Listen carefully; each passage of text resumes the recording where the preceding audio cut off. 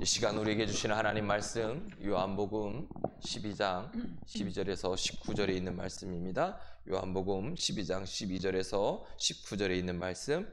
그 이튿날에는 명절에 온 큰 무리가 예수께서 예루살렘으로 오신다는 것을 듣고 종려나무 가지를 가지고 맞으려 나가 외치되 호산나 찬송하리로다 주의 이름으로 오시느니 곧 이스라엘의 왕이시여 하더라.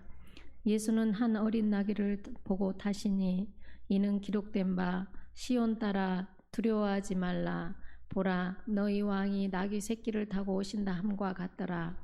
제자들은 처음에 이 일을 깨닫지 못하였다가 예수께서 영광을 얻으신 후에야 이것이 예수께 대하여 기록된 것임과 사람들이 예수께 이같이 한 것임이 생각났더라.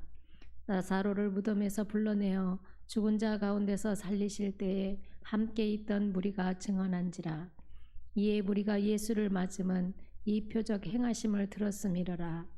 바리새인들이 서로 말하되 볼지어다 너희 하는 일이 쓸데없다. 보라 온 세상이 그를 따르는도다 하니라. 아멘. 이는 하나님의 말씀입니다. 우리 앞에 좌우로 인사합니다. 나는 행복한 사람입니다. 한 번 더 인사합니다. 행복한 사람이 행복한 삶을 만듭니다. 할렐루야. 우리 성경을 가슴에 품고 진심으로 고백하겠습니다. 이것은 나의 성경책입니다. 나는 이 성경이 말하는 사람이고 이 성경이 말하는 것을 가지고 있으며 이 성경이 할 수 있다는 것을 할 수 있습니다. 오늘 하나님 말씀을 통해 이 말씀을 깊이 묵상하고 마음속에 받아들여 반드시 변화될 것을 예수님의 이름으로 기도합니다. 아멘. 하나님이 오늘 저나 여러분을 크게 축복해 주실 줄로 믿습니다. 오늘 이 시간이 저나 여러분에게 최고로 복된 시간, 축복의 시간 되기를 주의 이름으로 축복합니다. 오늘은 종려 주일입니다. 예수님께서 예루살렘으로 입성하시는 장면은 매우 극적이고 의미심장한 순간입니다. 당시 유월절을 맞아 많은 무리들이 예루살렘에 모였습니다. 유월절은 출애굽의 은혜를 기억하며 하나님의 구원을 기억하는 절기였습니다. 이 시기에 예수님께서 예루살렘으로 입성한다고는 그 소식이, 그 소문이 다 퍼졌습니다. 백성들은 종려나무를 들고 예수님을 맞이합니다. 그리고 외칩니다. 호산나 찬송하리로다 주의 이름으로 오시느니 곧 이스라엘 왕이시여. 그들이 환호하며 외칩니다. 호산나는 단순한 환호성이 아니었습니다. 히브리어로 호시아나, 이것은 우리를 구원하소서라고 하는 강한 뜻을 가지고 있습니다. 그러나 이 외침 속에서 백성들의 왜곡된 기대가 숨어져 있었습니다. 그들은 자신들이 정치적으로 해방되기를 원했고 로마의 압제에서 벗어나기를 기대했습니다. 그래서 예수님이 오신 그 장면이 그들에게 전차를 몰고 또 어떤 환호성을 갖고 어떤 많은 것을 가지고 오기를 원했지만 그렇지 않았어요. 그냥 예수님은 나귀에, 그것도 나귀 새끼에 타고 오셨습니다. 그럼에도 불구하고 그들은 예수님이 그들의 왕으로 오셔서 로마의 압제에서 해방시켜 주시고 그들이 이제는 무엇인가 다른 삶으로 살아갈 거라고 하는 기대 속에 예수님을 환호한 겁니다. 호산나 호산나. 그런데 며칠이 지난 후에, 아니 몇 년도 아니에요, 몇 달도 아니에요, 며칠이 지난 후에 그 호산나 외쳤던 많은 사람들의 그 입술로 다시금 외칩니다. 저 사람을 십자가에 못 박아라. 이것이 인간이 가지고 있는 이중성이고 연약함입니다. 사랑하는 성도 여러분, 오늘 우리도 예수님을 찬양합니다. 그러나 우리는 그분을 진심으로 나의 구주로, 나의 왕으로 맞이하고 있습니까? 예수님이 원하는 것이 세상의 복입니까? 아니면 구원의 은혜 때문입니까? 오늘 저나 여러분은 예수님을 왜 믿는 것입니까? 교회 안에서도 예수 믿고 잘 되자라고 하는 복음이 너무도 난무합니다. 복음은 예수 믿고 잘 되는 게 복음이 아닙니다. 복음은 예수 믿고 구원받는 게 복음입니다. 그런데 많은 사람들이 이렇게 생각합니다. 예수 믿고 잘 살아보자. 예수 믿고 잘 살아보자. 이게 복음이라는 거예요. 예수 믿고 문제 해결되자. 고난 해결되자. 아니에요. 복음의 핵심은 구원이에요. 오늘 이들이 예수님을 그렇게 생각했기 때문에 예수님을 나중에 십자가에 못 박는 거예요. 호산나 다윗의 자손이여 고백했던 그 입술로 예수님을 십자가에 못 박는 거예요. 주님, 나의 주님. 우리 또한 그럴 수 있다는 거죠. 예수님을 단지 내가 필요할 때 사용할 수 있는 도우미 정도? 이렇게 생각하고 신앙생활할 때가 많습니다. 그래서 문제가 있을 때 문제의 해결사로 인식하죠. 그러나 예수님은 단순히 그런 문제 때문에 오신 게 아니에요. 예수님은요, 우리의 단순한 삶의 조력자로 오신 것이 아니라는 거예요. 예수님은 나의 구원자십니다. 이 믿음이 확실해야 돼요. 주님이 나의 주님이십니다. 나의 주인이십니다. 나의 왕이십니다. 그래서 그분 앞에 엎드려 순종하는 믿음이 있어야 되는 거예요. 오늘 저나 여러분의 삶 속에는 어떻습니까? 어떤 고백으로 예루살렘에 입성하시는 그 예수님을 묵상하고 있습니까? 오늘 이 종려 주일에 저나 여러분은 예루살렘에 입성하시는 예수님을 어떤 예수님으로 받아들이고 있습니까? 요한복음 3장 20절에는 예수님은 문 밖에 서서 우리의 마음의 문을 두드린다 말씀합니다. 그분은 강제로 우리 인생에 들어오지 않는다는 거예요. 그냥 문 밖에서 두드리겠다는 거예요. 누가 문을 열어야 돼요? 내가 열어야 돼요.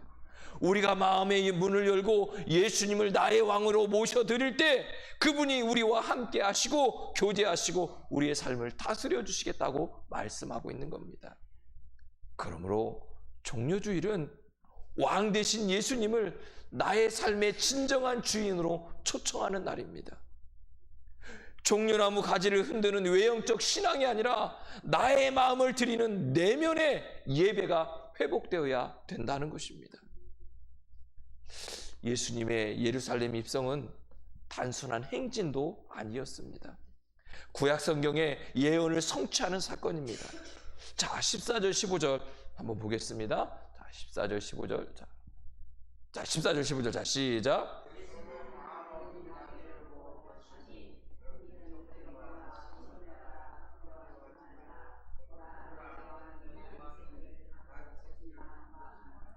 할렐루야. 이 장면은 우리가 잘 알다시피 스가랴 9장 9절의 말씀은 그 말씀 그대로 인용해서 이루어지는 거예요. 시온에 따라 크게 기뻐할지어다. 보라, 왕이 내게 임하시나니 그는 공의로우시며 구원을 베푸시며 겸손하여서 나귀를 타시나니 나귀의 작은 것 곧 나귀 새끼다 라고 말씀합니다. 예수님께서 왕으로 입성하셨다면 세상의 기준으로는 백마 타고 오셔야 돼요. 세상의 기준으로는 전차를 타고 오셔야 돼요. 그리고 많은 군사들을 이끌고 오고요. 그것뿐만이 아니죠. 세상의 기준으로 보면 그 전쟁에서 승리한 그 예수님이 입성하실 때는 수많은 재물도 가지고 와야 되고 거기 포로로 잡았던 종들도 다 데리고 들어와야 되는 거예요. 로마의 황제들이나 군사 지도자들이 정쟁에 승리하면 다 그런 모습이었거든요. 그러니까 예수님이 지금 이 이북에 오셨지만 작은 나귀를 타셨지만 그들이 기대하고 있는 예수님은요, 그 모습만 본 게 아니에요. 그 위엄과 영광은 이루 말할 수 없었습니다. 그런데 예수님은 전혀 다르잖아요.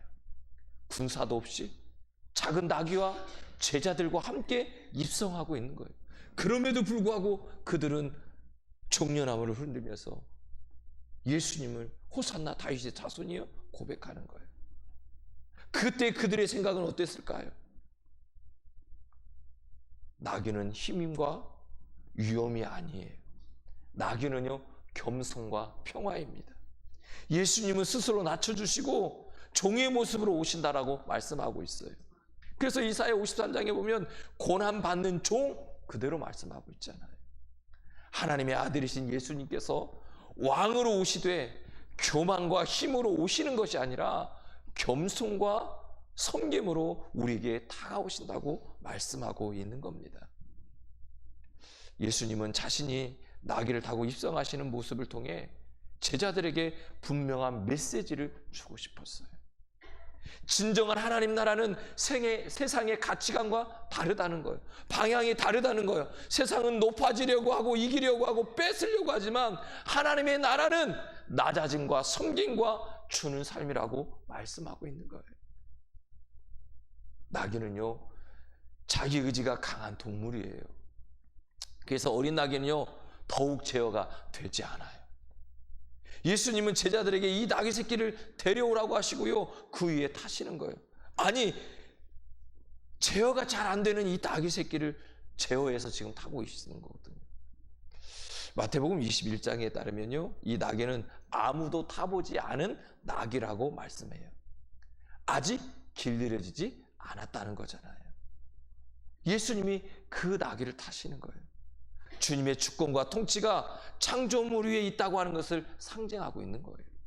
겉으로는 어린 나귀일지라도 그 위에 앉으신 분은 만왕의 왕이시며 창조주 하나님이심을 그들에게 보여주고 있어요. 다시 얘기하면 아직 제어되지 않은 그 나귀를 타셨다는 얘기는 그 인생이 누구 것이냐, 우리에게도 똑같이 말씀하고 있는 거예요. 우리의 인생의 주도권이 누구에게 있냐는 거예요. 우리가 아직 제어되지 않고 훈련되지 않고 예수님을 완전히 닮아가지 않아도 우리에게 필요한 것은 우리의 인생의 주도권이 누구냐라고 물을 때에 우리가 답할 수 있어야 된다는 거예요. 우리의 주도권을 누구에게 맡기고 살아가고 있습니까? 내 자아, 계획이 나를 몰고 다니고 있습니까? 아니면 오늘 나귀처럼 우리의 삶을 주님께 드리고 있습니까? 비록 낯설고 불편할지라도 주님께서 인도하시면 그 길이 구원의 길이요 평화의 길임을 믿으시기를 바랍니다. 주님은 나귀를 타고 예루살렘에 입성하셨지만 이 길은 영광의 길이 아니었습니다. 고난의 길이었습니다. 며칠 뒤 그분은 십자가에 못 박히시게 됩니다. 그럼에도 불구하고 주님은 그 길을 기꺼이 걸어가셨습니다. 왜 그랬을까요? 그것은 우리를 사랑하기 때문입니다. 겸손한 왕은 자신을 위한 왕이 아니라 백성을 위한 왕입니다. 그리고 예수님은 그런 왕으로 오셨습니다. 사랑하는 성도 여러분, 이 종려주일에 우리가 기억해야 될 것은 단지 나귀를 타신 예수님을 상징하는 것이 아닙니다. 그분의 겸손의 본질, 그리고 그분이 우리를 얼마나 사랑하고 있는지 그 사랑의 뿌리, 그것을 우리는 기억해야 합니다. 그리고 나를 낮추고 섬김의 자리에 설 수 있는 그런 사람으로, 진짜 예수님의 제자로 우리가 서가야 한다는 것입니다. 예수님의 예루살렘 입성의 이 장면은 외적으로는 환호하고 찬양하고 이런 모습이 가득 차 보였지만 그 속에 깊은 오해와 한계가 있음을 우리는 볼 수 있습니다. 16절을 우리 한번 볼까요? 16절. 자, 제가 함께 잘 읽겠습니다. 16절. 자, 시작.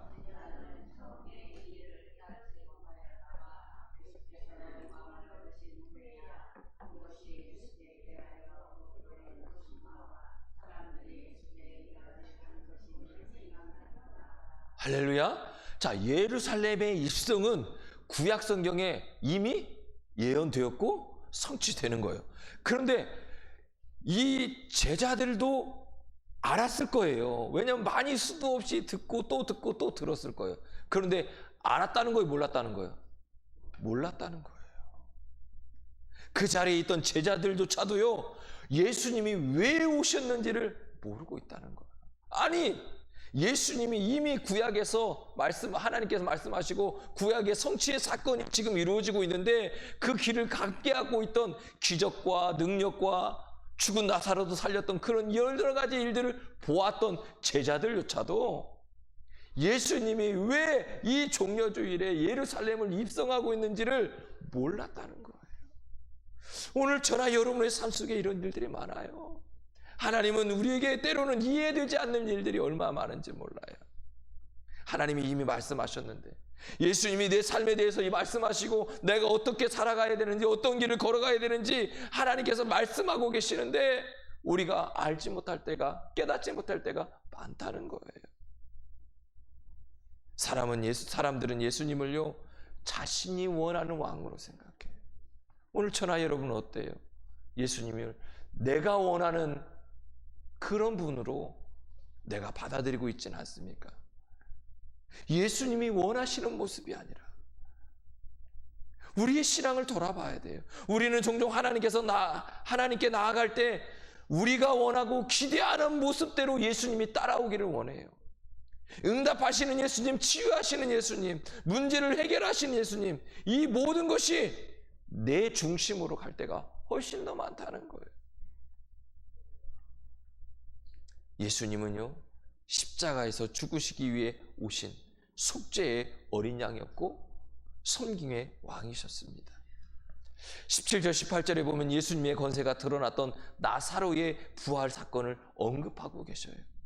많은 무리가 예수님을 따랐던 이유는 이 기적 때문이라는 거예요. 그러나 예수님의 입장은 달랐어요. 예수님은요, 인기를 얻기 위해 기적을 베푸신 것이 아니에요. 하나님의 뜻을 이루기 위한 사명의 길이었습니다. 그렇게 오늘 본문은 매우 중요한 이야기를 하는 거예요. 16절에 영광을 얻으신 후에야 라고 말씀합니다. 예수님의 영광은 어떤 순간이죠? 바로 십자가에서 부활하시는 순간. 제자들은요, 그때야 깨달았다는 거예요. 아, 예수님이 왜 오셨는지. 사랑하는 성도 여러분, 오늘 저나 여러분에게 이 결단이 있어야 돼요. 지금 예수님이 나를 위해서 오셨고 그 예수님이 나를 위해서 부활하셨다고 하는 것을 깨달을 때 비로소 내가 어떻게 살아가야 되는지, 어떤 신앙을 가지고 살아가야 되는지를 알게 된다는 거예요. 오늘 저나 여러분이 진정한 왕으로 오신 예수님을 만나면 달라져요. 삶이 달라지고 생각이 달라질 수밖에 없는 거예요. 자꾸 하나님 중심으로 생각하려고 노력하는 거예요. 내가 하나님의 도우미가 되어서 그 하나님 나라 복음을 위해서 나아가는 거죠. 때로는 우리에게 이해할 수 없는 일들이 있죠. 제자들은요, 알고 있었지만 이해는 안 됐어요. 오늘 저녁에 여러분에게도 하나님이 하나님 말씀을 통해서 우리에게 주신 것들이 수도 없이 많아요. 그런데 이해되는 것보다 이해되지 않는 일들이 많죠. 또 우리의 신앙생활을 하면서 우리의 삶을 살아가면서 이해되지 않는 상황들이 우리에게 다가올 때가 훨씬 더 많습니다.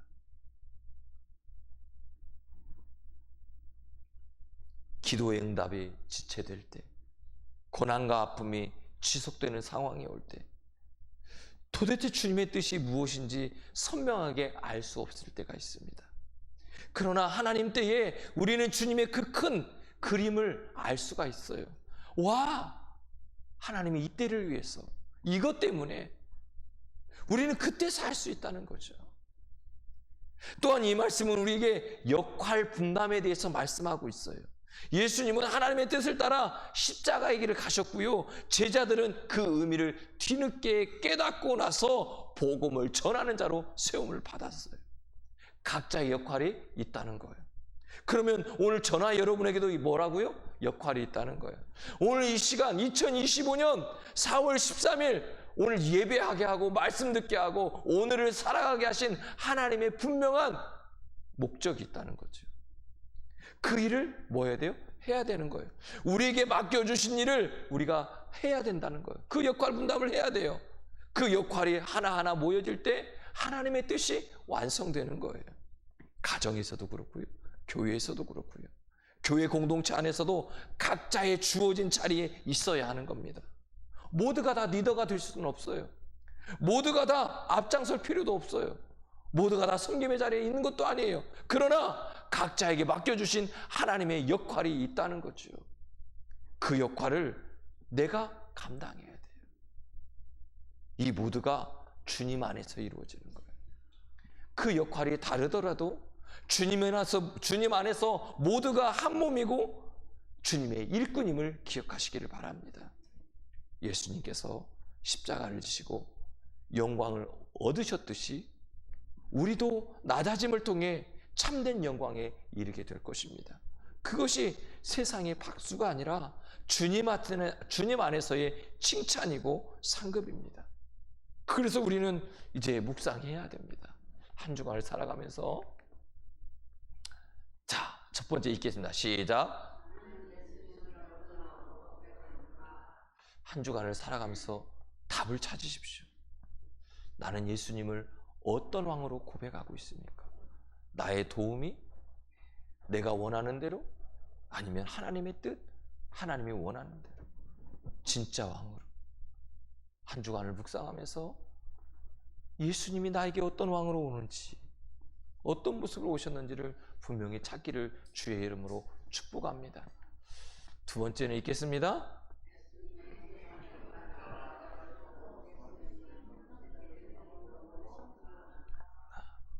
이 모습을 찾아서 하나라도 행할 수 있는 저나 여러분이 되는 한 주가 되기를 주님 축복합니다. 세 번째는 읽겠습니다.